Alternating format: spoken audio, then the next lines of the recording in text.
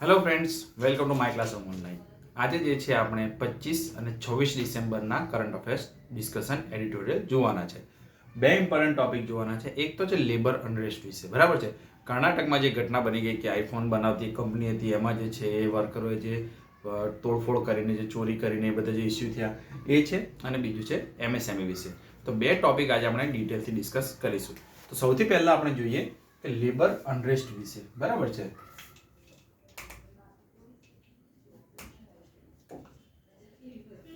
Labour અનરેસ્ટ વિશે, બરાબર છે. તો ન્યૂઝમાં કેમ છે? તો કે ભાઈ ન્યૂઝમાં એટલા માટે છે કે કર્ણાટકમાં આઈફોન બનાવતી જે કંપની હતી એમાં જે છે એ પ્રોબ્લેમ થયો હતો, બરાબર છે.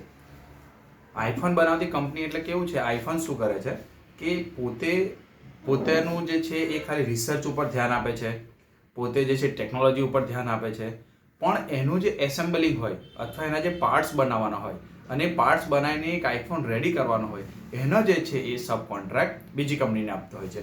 ફોક્સકોન કરીને એક જાણીતી કંપની છે, કદાચ નામ સાંભળ્યું હોય તો. ફોક્સકોન જે છે એ આઈફોનની સબસિડરી કંપની છે, બરાબર છે. એટલે આઈફોનને કંઈ પણ બનાવવાનું હોય તો એ ફોક્સકોન કંપનીને જાણ કરે કે ભાઈ તમે જે છે અમને આટલી આટલી અમારી ટેકનોલોજી છે, લઈ જાઓ, આટલા આટલા જે છે ઇન્સ્ટ્રુમેન્ટ લઈ જાઓ અને જે છે અમને એક મહિનાની અંદર જે છે 50,000 જે છે આ ફોન બનાવીને આપો, એસેમ્બલ કરીને. આવું જે છે આઈફોનની 9 એવી કંપનીઓ છે અલગ અલગ, બરાબર છે, કે જેના દ્વારા એ પોતાના આઈફોન બનાવડાવે છે. મેજોરિટી એની કંપની જે છે એ ચાઇનામાં છે, પણ એણે એવું વિચાર્યું કે ભાઈ ચાઇના સિવાય જે છે ઇન્ડિયામાં પણ આપણે એવી કંપની નાખી રાખવી જોઈએ. તો એવી જ એક કંપની જે છે કર્ણાટકમાં એણે ઊભી કરી હતી. તો જે જગ્યાએ પ્રોબ્લેમ થયો એ પોતે આઈફોન કંપની નથી, આઈફોનના ફોન બનાવતી કંપની હતી, બરાબર છે. હવે ત્યાં થયું શું કે ભાઈ લેબર્સના કંઈક પ્રોબ્લેમ્સ હતા, બરાબર છે. ન્યૂઝમાં એવું છે કે ભાઈ એમને 21,000નું કંઈક બોનસ આપવાની કંઈક વાત હતી કે ભાઈ આટલા આટલા તમે ટાર્ગેટ પૂરો કરશો તો 21,000નું જે છે તમને ઇન્સેન્ટિવ આપવામાં આવશે. વર્કર્સે કામ કર્યું, ટાર્ગેટ પૂરો કરીને બતાવ્યો, પણ જે છે કે ઇન્સેન્ટિવ એમને કંઈ 10,000 કે 13,000 જ આપવામાં આવ્યું, બરાબર છે. એને લઈને જે છે એ થોડો ઇસ્યુ થયો અને આ એક અત્યારનો ઇસ્યુ હતો. ઘણા ટાઈમથી જે છે આ બધી કંપનીઓમાં આવા પ્રોબ્લેમ થતા હોય છે. તો આજે આપણે એ જોવાનું છે કે ભાઈ લેબર્સને જે છે શું પ્રોબ્લેમ થતા હોય છે સામાન્ય રીતે, બરાબર. તો પહેલા આપણે જોઈએ કે કેમ ઇન્ડિયા અને ચાઇના એની અંદર જે છે આ બહારની જે કંપનીઓ હોય છે એ એસેમ્બલિંગનું કામ અથવા જે છે મેન્યુફેક્ચરિંગનું કામ કેમ ઇન્ડિયા અને ચાઇના જેવા દેશોને આપે છે. તો એક તો એનું કારણ છે, આ રીતે આપણે જોઈએ કે એક તો એનું કારણ છે કે લેબર સસ્તો મળે છે, બરાબર છે. ઘણા બધા જે છે એ તમને મળી રહે વર્કર્સ, બરાબર છે. બહારના દેશમાં કદાચ આટલા વર્કર્સ નથી મળી રહેતા એટલે લેબર સસ્તો છે. બીજું હોય છે કે સ્કિલ પણ મળી રહે છે, સ્કિલ લેબર મળી રહે છે, બરાબર છે. કે તમે થોડુંક ટ્રેનિંગ આપો, યંગ લેબર હોય તો શીખી જાય છે કે શું કરવાનું શું નહીં કરવાનું. બીજું ખાસ કરીને ચાઇના મોડલની રાઇટર વાત કરે છે કે ચાઇનામાં જે છે એ લોકલ ગવર્મેન્ટનો સપોર્ટ બહુ હોય છે, બરાબર છે. ચાઇનામાં શું છે કે લોકલ ગવર્મેન્ટના જે પણ અધિકારી હોય, બરાબર છે, એ લોકોનું પ્રમોશન એના આધારે હોય છે કે તમે તમારા જિલ્લામાં, ત્યાં જિલ્લો નહીં હોય પણ તમે તમારા એરિયામાં જે છે એ કેટલી કંપની લાયા, કેટલી કંપની ત્યાં પ્રોડક્શન કર્યું, કેટલું પ્રોડક્શન કર્યું, બરાબર છે. તો લોકલ ગવર્મેન્ટ જે છે એ બહુ સપોર્ટ કરે. કેમ કે એમના એરિયામાં જેટલી પણ બહારની કંપની એને પ્રોડક્શન કરશે એટલું જે છે એમને ઇન્સેન્ટિવ મળશે. તો એક આ કારણ હોય છે. બીજું એક કારણ છે લેબર લોસ. લેબર લોસ જે છે એ ચાઇનામાં તો ઘણા ઇઝી બનાવવામાં આવે છે કે કંપનીઓને વધારે ફાયદો થાય એવા લેબર લોસ છે. ઇન્ડિયામાં જે છે એ જે 44 લેબર લોસ હતા એને જે છે ક્લબ કરીને હવે 4 જે છે લેબર કોડ બનાવવામાં આવ્યા છે. તો આ પણ એક કારણ છે, બરાબર. બીજું છે કે ઇન્વેસ્ટમેન્ટ ફ્રેન્ડલી જે છે એ બધા લોસ બનાવવામાં આવે છે. એટલે બહારની કંપનીને એવું થાય કે અહીંયા આપણે એસેમ્બલ કરીશું તો જે છે કદાચ ટેક્સ ઓછો લાગશે, બરાબર છે. એ બી એક એમનું ધારણા હોય છે. બીજું એના માટે એક કારણ આપવામાં આવે છે કે એક તો માર્કેટ જે છે એ બહુ જ મોટું છે. ઇન્ડિયાનું પોતાનું અને ચાઇનાનું પોતાનું, બરાબર. કે ઘણો બધો જે છે એ એમનો સામાન હોય જે તે કંપનીનો એ તો એ દેશોમાં જ વેચાઈ જાય, બરાબર. ચાઇનામાં અત્યારે સૌથી વધારે વસ્તીવાળો દેશ છે, 135 કરોડ છે, જે ઇન્ડિયાની પણ વસ્તી છે. તો બે દેશની જો વસ્તી ભેગી કરે તો માર્કેટ કદાચ યુરોપના ઘણા બધા 15, 20, 25 દેશો કરતાં પણ જે છે એનું માર્કેટ આ બે દેશનું વધી જાય. તો આ કારણ છે કે ઇન્ડિયા અને ચાઇનામાં જે છે એ કંપનીઓ દરેક એવું વિચારે છે કે મેન્યુફેક્ચરિંગનું કામ આપણે અહીંયા કરીએ. એ જ કારણથી જે છે એ આઈફોને પણ પોતાની જે છે એ સબસિડરી કંપની ચાઇના અને ઇન્ડિયામાં નાખેલી હતી. હવે આ છે પ્રોબ્લેમ. પ્રોબ્લેમ શું થાય છે? તો પ્રોબ્લેમ એ થાય છે કે એક તો ટાર્ગેટ, બરાબર છે. કંપનીઓ જે છે એ ટાર્ગેટ આપી દે સબસિડરી કંપનીઝને કે ભાઈ અમારે જે છે એ આ મહિનાના અંતમાં 50,000 ફોન જોઈશે એટલે જોઈશે. આ કંપનીઓ શું કરે કે ભાઈ આઈફોને કહી દીધું 50,000 જોઈશે એટલે કોઈ બી રીતે 50,000 નો ટાર્ગેટ પૂરો કરવા માટે જે છે વર્કર્સને પ્રેશરાઇઝ કરે. બીજું કે વર્કિંગ અવર્સ વધી જાય. ટાર્ગેટનો મતલબ મેન્ટલી પ્રેશર તો હોય જ. વર્કિંગ અવર્સ વધી જાય, તમને લીવ ના મળે, બરાબર છે. ઘણી બધી કંપનીઓમાં જે છે એ લેબર લોસ જે છે એનું વાયોલેશન થતું હોય. ગવર્મેન્ટે જે કીધું હોય કે ભાઈ તમારે એમને જે છે એ અમુક લીવ પૂરી પાડવાની, અમુક જે છે એમને કેન્ટીન ફેસિલિટી પૂરી પાડવાની, પાણીની સુવિધા પૂરી પાડવાની હોય છે, પણ એ પણ ઘણી કંપનીઓ જે છે એ પૂરી પાડતી નથી અને ફક્ત કામ કરાયા કરે છે. બીજું ઇન્સેન્ટિવ,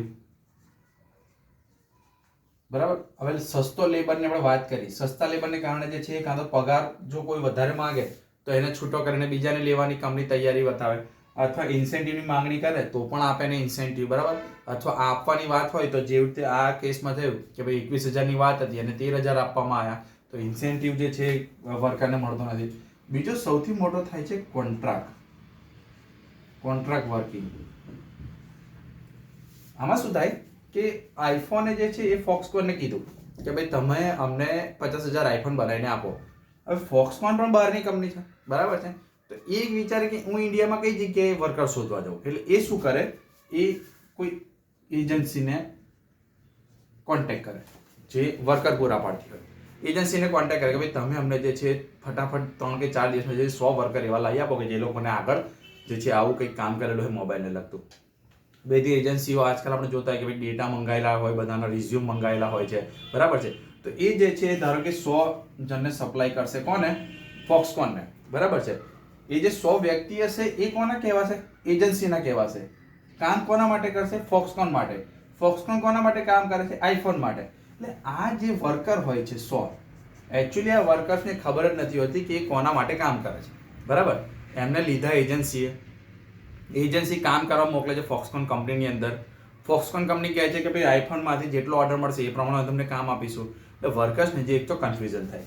બીજું પાંચમું, આ જે કોન્ટ્રાક્ટની વાત ચાલે છે આપણે, કે એમાં શું થાય કે એમને જો કોઈ પ્રોબ્લેમ થાય તો વર્કર્સ કોને કે? એજન્સીને કે. એજન્સી તો સાંભળે નહીં.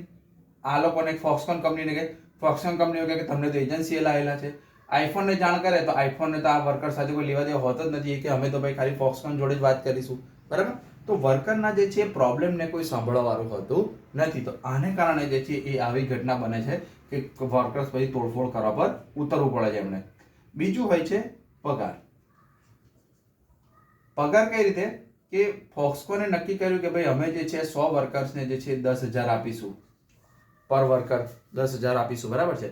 પણ 10,000 માંથી 2,000 તો જે એજન્સી લઈ જાય કમિશન, એટલે વર્કરને કેટલા મળે? 8,000. આઈફોનને એવું ખબર હોય કે ભાઈ ફોક્સકોન વર્કર્સને ચૂકવે છે. વર્કર્સ પણ ફોક્સકોન કંપની પણ કહે કે અમે વર્કરને 10,000 રૂપિયા તો આપીએ જ છીએ, પણ 2,000 રૂપિયા જે છે એ પર વર્કર જે એજન્સી એને મોકલી હોય છે એ જે છે એ લઈ જાય છે. તો વર્કર્સને જે એ પણ પ્રોબ્લેમ હોય છે કે કામ અમે કરીએ છીએ અને ઘણા બધા જે છે અમારો વેજીસ જે છે એ તો આ બધી કંપનીઓ લઈ જાય છે. તો આ બધા પ્રોબ્લેમ જે છે વર્કર્સને, આ જનરલાઇઝ પ્રોબ્લેમ છે, બરાબર. લગભગ દરેક કંપનીમાં આ પ્રોબ્લેમ થતો હોય છે. કોઈ પણ વખત જો વર્કર્સને પ્રોબ્લેમ વિશે કોઈ જગ્યાએ પૂછાય અથવા લખવાનું આવે અથવા બોલવાનું આવે કોઈ જગ્યાએ, તો તમને આ પોઈન્ટ્સ કામ લાગી શકે છે કે આટલા પ્રોબ્લેમ જે છે ઇન્ડિયામાં વર્કર્સને રહેલા છે. તો આને કારણે જે છે આ વર્કર અનરેસ્ટ થાય છે. તો હવે એનું સોલ્યુશન જોઈએ. સોલ્યુશન શું લાવી શકાય? તો જેટલા પણ પ્રોબ્લેમ હોય એનું સોલ્યુશન લાવવાનું હોય, બરાબર છે. પહેલા તો ટાર્ગેટ બેઝ જે હોય છે એને જે છે કંપનીઓએ ઘટાડવો જોઈએ મતલબ કે વધારે થોડો સમય આપવો જોઈએ, બરાબર છે. ટાર્ગેટ તો આપે સારી વસ્તુ છે, પણ એના માટે થોડોક રિયલિસ્ટિક સમય આપવો જોઈએ કે ભાઈ કમસે કમ 1 મહિનામાં નહીં, તમે 1.5-2 મહિનામાં અમને કરી આપો, બરાબર છે. તો એ એક વસ્તુ છે.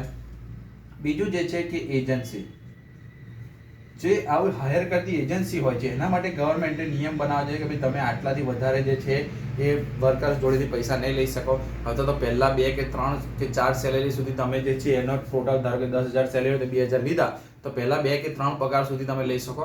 પછી કે જ્યાં સુધી વર્કર કામ કરે ત્યાં સુધી તમે દર મહિને લઈ શકો નહીં, એવા કોઈ નિયમ બનાવવા પડે. બીજું કે ફોક્સકોન જેવી જે કંપની હોય છે, મેઇન કંપની ફોક્સકોન કે આઈફોન, એમણે પણ જે છે ધ્યાન રાખવું જોઈએ કે ભાઈ એમના ત્યાં જે વર્કર્સ આવે છે એ કઈ એજન્સી થ્રુ આવે છે, એમને કોઈ સુવિધા મળે છે કે નથી મળતી, અથવા અમે જેટલો પગાર ચૂકવીએ છીએ એમાંથી એમના સુધી કેટલો પહોંચે છે. તો એ પણ જે છે એ કંપનીઓએ ધ્યાન રાખવું જોઈએ. ચોથું, ગવર્મેન્ટ એજન્સી.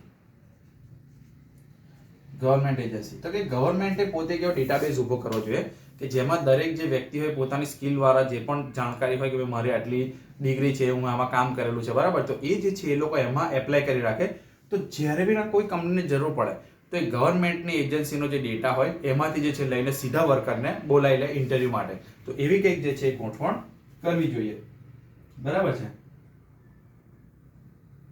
બીજું કે લેબર લોઝ જે છે, લેબર લોઝનું જે છે એ એવી રીતે ગવર્મેન્ટે બનાવવા જોઈએ કે જેનાથી જે કંપની તો ફાયદો થાય, ઇઝ ઓફ ડુઈંગ બિઝનેસમાં ફાયદો થાય, પણ વર્કર્સને નુકસાન જાય નહીં. અને જે પણ કંપની લેબર લોનું વાયોલેશન કરે એના પ્રત્યે જે છે સરકારે સખ્ત જે છે એક્શન લેવું જોઈએ. છઠ્ઠું કે વર્કર્સ માટે જે છે એ કોઈ પ્લેટફોર્મ હોવું જોઈએ કે જ્યાં એ પોતાની કમ્પ્લેન કરી શકે. આપણે આગળ વાત કરી કે આ વર્કર્સ એજન્સીને કહેશે, એજન્સી કહેશે અમે તો ખાલી તમને સપ્લાય કર્યા હતા. ફોક્સકોન જોડે જશે તો ફોક્સકોન કહેશે અમે તો તમને એજન્સી થ્રુ લાયા છીએ. આઈફોનમાં ધારો કે કોન્ટેક્ટ કરે તો આઈફોન વાળા કે અમે તમને ઓળખતા જ નથી, બરાબર છે. તો એક એવું પ્લેટફોર્મ હોવું જોઈએ કે વર્કર્સને કંઈ પ્રોબ્લેમ હોય તો આમને મળી શકે. તો એવો એક વ્યક્તિ રાખવો જોઈએ કે જેની જવાબદારી હોય કે વર્કર્સના પ્રોબ્લેમને કંપની સુધી પહોંચાડવાના. તો આ જે છે એ આવું જે છે એક સોલ્યુશન, ઇનોવેટિવ સોલ્યુશન જો ગવર્મેન્ટ લાવે તો જે છે ઘણા બધા પ્રોબ્લેમ સોલ્વ થઈ શકે છે, બરાબર છે. તો આજે આ ડિસ્કશન કર્યું. બીજું આપણે જોઈએ એમએસએમઈ વિશે.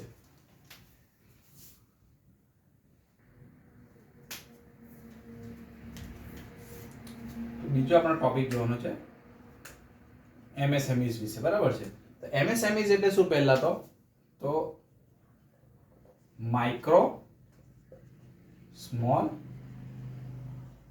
એન્ડ મીડિયમ એન્ટરપ્રાઇઝીસ, બરાબર છે. Simple, micro, small and medium enterprises મતલબ કે જે નાની નાની કંપનીઓ કહેતા હોય આપણે, જે ગૃહ ઉદ્યોગ ચલાવતા હોય અથવા તો જે કોન્ટ્રાક્ટ, મોટી કંપની સબ કોન્ટ્રાક્ટ લેતા હોય, બરાબર છે. તો એ રીતની જે નાની કંપનીઓ હોય છે એને આપણે એમએસએમઈઝમાં ગણી શકીએ સમજવા માટે.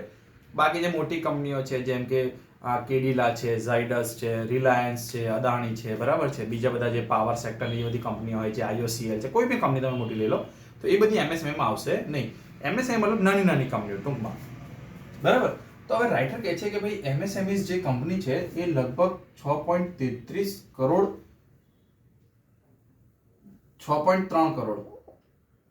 3 કરોડ એમએસએમઈ અત્યારે ઇન્ડિયામાં એક્ઝિસ્ટ કરે છે, બરાબર છે. અને એ જે છે એ જીડીપીમાં કેટલું કોન્ટ્રીબ્યુશન કરે છે? તો 33% કોન્ટ્રીબ્યુશન કરતા. તો ઇન્ડિયાની જેટલી પણ જીડીપી છે એમાં 33% એટલે 1/3 જે છે કોન્ટ્રીબ્યુશન એમએસએમઈ નું રહેલું છે. બીજું છે કે એમએસએમઈ જે છે એ નોકરી સૌથી વધારે પૂરી પાડે છે, બરાબર છે. ઘણી બધી નોકરી જે છે એમએસએમઈ પૂરી પાડે. કેમ કે નાની નાની કંપનીઓ હોય, નાના નાના રૂરલ એરિયામાં પણ ચાલતી હોય છે, કોઈ જીઆઈડીસીમાં જે છે 25-30 કંપનીઓ ચાલતી હોય છે. તો એમના ત્યાં જે છે વર્કર્સને જે છે નોકરી મળી જાય. એમના નિયમ થોડા હળવા હોય છે. એ લોકો દરેક વખતે આ સ્કિલ જોઈએ, આટલું જેવું માંગતા નથી. થોડું ઘણું આવડતું હોય અથવા અમુકથી જો ગ્રેજ્યુએશન પાસ કરેલું હોય અથવા અમુક જો અનુભવ એ બતાવે કોઈ પણ વ્યક્તિ, તો ઘણી બધી એમએસએમઈ જે છે એને નોકરી પર રાખી લેતી હોય છે, બરાબર છે. તો આ એક વસ્તુ છે. બીજું એને જોવાનું છે કે લોકલ બ્રાન્ડ્સને વધારે મહત્વ આપે છે, બરાબર છે. લોકલ બ્રાન્ડને જો મહત્વ આપવાનું કામ કરતો તો એમએસએમઈ છે. ઘણી બધી એમએસએમઈ જે છે મેજોરિટી લોકલ હોય છે. બહારના દેશની કોઈ નાની કંપની ઇન્ડિયામાં આવીને ઇન્વેસ્ટ કરશે નહીં. તો એમએસએમઈમાં જે વસ્તુ બધી લગભગ લોકલ હોય, બરાબર છે. પછી આપણે જોઈએ કે ડેટા એક આપેલો છે કે જર્મનીની જે જીડીપી હોય એમાં એની એમએસએમઈ જે છે એનું કોન્ટ્રીબ્યુશન છે 55%. બરાબર. એટલે ટોટલ જેટલું પણ પ્રોડક્શન જર્મનીમાં થાય છે 55% નાની કંપનીઓ કરે છે. ચાઇનામાં આ જે છે 60% છે. બરાબર છે. તો ઇન્ડિયામાં જે હજુ 33% છે. તો હજુ આપણે જે છે આનું કોન્ટ્રીબ્યુશન વધારી શકીએ. આનું કોન્ટ્રીબ્યુશન વધારવાથી ફાયદો શું થશે? એક તો લોકલ બ્રાન્ડ મજબૂત થશે, નોકરી જે છે એ વધશે. બરાબર છે. ગવર્મેન્ટને જે છે રેવન્યુ વધશે. કેમ કે આ એમએસએમઈ જે છે મેજોરિટી ઇનફોર્મલ હોય છે. ઇનફોર્મલ એટલે કે રજિસ્ટર હોતી નથી, કારણ કે એના બધા નિયમો જે છે એ અઘરા હોય ગવર્મેન્ટના. આ બધી કંપનીઓ જે છે એને અમુક તો ખબર પડતી હોતી નથી. તો જીએસટી રેજીમની અંદર લગભગ 1.3 કરોડ કંપની જે છે લિસ્ટેડ છે. 6 કરોડ ટોટલ એમએસએમઈ છે, પણ જીએસટી નંબર વાળી હોય તો 1.3 કરોડ છે. તો એ જે છે ઇનફોર્મલ સેક્ટરમાં વધારે હોય છે અત્યારે. બરાબર, ઇનફોર્મલ વધારે છે. હવે આપણે જોવાનું છે કે એને ઇસ્યુ શું હોય છે. ઇસ્યુ શું છે એમએસએમઈઝ ને લગતા. બરાબર છે. તો ઇસ્યુ આપણે એક પછી એક જોઈએ કે એક તો જે લોકડાઉન થયું. લોકડાઉનમાં શું છે કે પ્રોડક્શન બંધ થઈ ગયું, પણ હવે જે તે વર્કર્સ રાખેલા હોય એને એકદમ છૂટા ના કરાય. જગ્યા ભાડે રાખેલી હોય કદાચ જીઆઈડીસીમાં કોઈ જગ્યાએ એ એકદમ ખાલી ના કરાય. કોઈ જગ્યાએ એ લોકોનું નાનું ગોડાઉન રાખેલું હોય એ એકદમ ખાલી ના કરાય. તો એનું જે છે ભાડું ભરવાનું બધાને થતું. એને લીધે જે છે એને ખોટ બહુ ગઈ છે એમએસએમઈ, કારણ કે એ લોકો જો એટલો બધો પૈસાનો જે છે એ એક્સ્ટ્રા હોતા નથી એમની જોડે. બીજું કે ફંડ માટે એનબીએફસી ઉપર આધાર રાખે છે. નોન બેન્કિંગ ફાઇનાન્શિયલ જે કંપનીઝ હોય છે, બરાબર છે, એના ઉપર વધારે એ ડિપેન્ડન્ટ હોય છે, કારણ કે એમને ડાયરેક્ટ બેંકમાંથી લોન મળતી નથી. બેંકને એવું લાગે નાની કંપની છે કદાચ ના ભરી શકી તો એનબીએફસી ઉપર એ આધારિત હોય છે. પણ કોવિડને લીધે એનબીએફસી જોડે પણ જે છે પૈસાની કમી થઈ ગઈ. બીજું આપણે વાત કરી બેન્કિંગ. બેંકમાંથી જે છે એમને લગભગ લોન મળતી નથી. બરાબર છે. બીજું કે માર્કેટ સુધી પહોંચ. માર્કેટ પહોંચ જે છે એ આ કંપનીની ખૂબ ઓછી હોય છે. ધારો કે કોઈ કંપની છે સુરતમાં, તો સુરતમાં કોઈ ગૃહ ઉદ્યોગ બનાવતી કોઈ કંપની છે, તો એને કદાચ એ પણ નહીં ખબર હોય કે મારે જે છે એ આ બધી વસ્તુ અમદાવાદ વેચવી હોય તો કઈ રીતે વેચવાની, કોનો કોન્ટેક્ટ કરવાનો, રાજસ્થાન કે મધ્યપ્રદેશ સુધી જો મારે એક્સપોર્ટ કરવી હોય આ વસ્તુ તો કેવી રીતે કરવાની. તો ઘણા બધા જે છે એ નાની કંપનીઓને જે છે માર્કેટ પહોંચની ખબર હોતી નથી. બીજું લેબર લોસ. લેબર લોસ જે છે એ અમુક થોડા ઇન્ડિયામાં જે છે ટફ હોય છે કે આટલા લેબર હોય તમે આટલું આટલું પૂરું પાડવું પડશે, એકદમ તમે કાઢી નહીં શકો, એ લોકોને ગ્રેજ્યુટી આપવી પડશે, આ આપવી પડશે. તો એ અમુક વખત આ કંપનીઓને જે છે પોસાતું નથી. એટલે એ લોકો અમુકથી વધારે લેબર રાખવા તૈયાર થતા નથી કે ભાઈ અમુકથી વધારે લેબર વધશે તો આપણે આ બધું કરવું પડશે. પછી એમાં હોય છે સ્કિલ. સ્કિલ લેબર જે છે ઘણી વખત મળતા નથી, કારણ કે આપણે મેં વાત કરી કે રૂરલમાં પણ કંપનીઓ હોય છે. હવે રૂરલમાં કોઈ કંપની હોય તો એને બહુ એવા સ્ટાન્ડર્ડ એવા નહીં મળી શકે કદાચ કે જે બધું જાણતા હોય. તો એમણે જે છે જે પણ થોડું ઘણું આવડતું હોય એનાથી લઈને કામ ચલાવવું પડે છે. તો સ્કિલ લેબર જે છે ઘણી વખત આ કંપનીને મળતો નથી. પછી એક ઓર ઇસ્યુ છે એની જોડે કે ટેકનોલોજી. ટેકનોલોજી જે છે બહુ જૂની વાપરે છે આ કંપની. કેમ કે નવી અપગ્રેડેડ ટેકનોલોજી માટે લોન ને પૈસાની ઇન્વેસ્ટમેન્ટ વધારે જોઈએ. રિસ્ક એકદમ આ કંપનીઓ લેતી નથી, કારણ કે નાની હોય કદાચ ફેલ થઈ જવાનો ચાન્સીસ રહે. બીજો બેંક પણ એમને જલ્દી લોન આપતો નથી કે ભાઈ આ કંપની કદાચ ફેલ થઈ જાય તો એ વિચારીને. તો આ જે છે એ એમએસએમઈને લગતા અત્યારના પ્રોબ્લેમ્સ છે. હવે આપણે જોઈએ કે એમએસએમઈને સુધાર શું થયો છે. થોડાક સમયમાં જે છે એ સુધાર પણ થયો છે. સુધાર શું થયો છે? તો એક તો ઇઝ ઓફ ડુઈંગ બિઝનેસ જે ગવર્મેન્ટ લાવી છે એને કારણે જે છે એમએસએમઈને ફાયદો થયો છે. ઘણા બધા નિયમ જે સરકારે હળવા કર્યા છે અથવા જે સરકાર મદદ કરી રહી છે એને લીધે જે એને ફાયદો થયો છે. બીજું સ્કિલ ઇન્ડિયા. સ્કિલ ઇન્ડિયાને કારણે જે છે હવે થોડુંક એમને સ્કિલ વર્કર મળતા થયા છે. પછી એમાં એક ફાયદો થયો છે કે ઓનલાઈન પેમેન્ટ. ઓનલાઈન પેમેન્ટથી જે છે આમનો પોતાનો જે એક આખો ડેટા બેંકની સામે રાખી શકે છે કે ભાઈ આટલું પેમેન્ટ કર્યું, આટલું અમારી જોડે હતું, આટલો અમને પ્રોફિટ થયો છે. તો એના આધારે જે છે એને લોન મળવાનું ઇઝી થાય છે. બરાબર છે. બીજું છે હવે ફોર્મલ સેક્ટરમાં આવતી જાય છે. ફોર્મલ સેક્ટરમાં આવતી જાય છે. કેમ? આપણે વાત કરી કે અત્યારે 1 કરોડ જે છે પહેલા એના કરતાં પણ ઓછી હતી, પણ થોડા સમયમાં જે છે ફોર્મલ સેક્ટરમાં જે છે એ આવતી જાય છે એમએસએમઈ. તો જે છે એમાં થોડો સુધાર થયો છે. હજુ પણ રાઇટર કહે છે કે એમાં ઓર વધારે શું આપણે ઇનોવેશન લાવી શકીએ. એમએસએમઈઝને મદદ કેવી રીતે થઈ શકે અથવા એમાં સુધાર માટે શું કરી શકાય, સુધાર કેવી રીતે. બરાબર છે. તો એક તો જે પ્રોબ્લેમ છે હંમેશા એના જ બધા સુધાર લખવાના હોય કે એક તો માર્કેટ સુધી જે છે એને પહોંચ એને ખબર પડે. એના માટે ગવર્મેન્ટ એક એજન્સી બનાવે કે ભાઈ તમે આને પૂછી શકો. તો એ જગ્યાએ જાણ કરે અથવા મળવા જાય કે ભાઈ મારો આટલો આટલો બિઝનેસ છે તો શું કરવાનું, મને નિયમ સમજાવો, આગળ મારે એને લઈ જવો હોય તો, બરાબર છે. બીજું લેબર લોઝ. લેબર લોઝમાં જે છે થોડી ઘણી એમએસએમઈને છૂટ આપી શકે કે ભાઈ તમે 10 ને બદલે તમારો જો 15 લેબર હશે ત્યાં સુધી તમને જે છે અમુક નિયમો લાગુ પડશે નહીં. તમે થોડા લેબર વધારે લો તો જે છે નોકરી પણ એ લોકો વધારે લોકોને લેતા થશે. બીજું એમને ઝડપથી જે છે જમીન, વીજળી, પાણી આનું જે છે એમને જો નાનો એવો પ્લાન્ટ નાખવો હોય તો આટલી વસ્તુ એમને ઝડપી મળી જાય એવું સરકાર એન્શ્યોર કરે. બીજું એક્સપોર્ટ. એક્સપોર્ટ માટે જે છે એ નોલેજ હોતું નથી. 80% થી 85% એમએસએમઈઝને ખબર નથી હોતી કે ભાઈ એક્સપોર્ટ જો કરવું હોય તો કઈ રીતે કરવાનું. તો એક્સપોર્ટ માટે જે છે એ સરકાર એમને ગાઈડલાઈન આપી શકે, તૈયાર કરી શકે. બીજું કે ટેક્સમાં સુધાર. ટેક્સ જે છે એ જેટલો બને એટલો આ લોકોને ઓછો ભરવો પડે તો એના પર બર્ડન અત્યારે કમસે કમ કોવિડમાં ઓછું આવે એવું ગવર્મેન્ટે કરવું જોઈએ. બીજું પેપર વર્ક.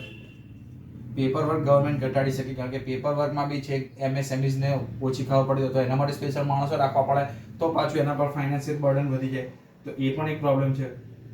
બીજું ઈ કોમર્સ. ઈ કોમર્સ માટે એમને તૈયાર કરે છે કે તમે તમારી વસ્તુઓ કે તમારી સર્વિસીસ જે છે એ direct online e commerce through કેવી રીતે વેચી શકો એના માટે જે છે ગવર્મેન્ટે કે ઈ કોમર્સ ફોર એમએસએમઈ કરીને એક તૈયાર કરવું જોઈએ, બરાબર. બીજું છે ડેટા એનાલિસિસ. ડેટા એનાલિસિસ જે છે એમએસએમઈ કંપનીઓને ગવર્મેન્ટે શીખવાડવું જોઈએ, બરાબર, કે ભાઈ તમે તમારો ડેટા જુઓ કે ભાઈ કઈ વસ્તુ વેચાય છે, કઈ વસ્તુ નથી વેચાતી, કયા જગ્યાએ વધારે વેચાય છે, કઈ બાજુ ડિમાન્ડ વધારે છે, કયા ઉંમરના લોકોમાં તમારી વસ્તુની સર્વિસ ડિમાન્ડ વધારે છે. તો એ આખું ડેટા એનાલિસિસ કરીને જો એ પ્રમાણે કંપનીઓ કામ કરશે તો એમાં જે છે એ સુધાર થવાની શક્યતા વધારે છે એમના બિઝનેસની અંદર. તો બે ઇમ્પોર્ટન્ટ ડિટેલથી આજે આપણે ટોપિક જોયા. ફરી કાલે મળીશું, ત્યાં સુધી થેન્ક યુ. જય હિન્દ.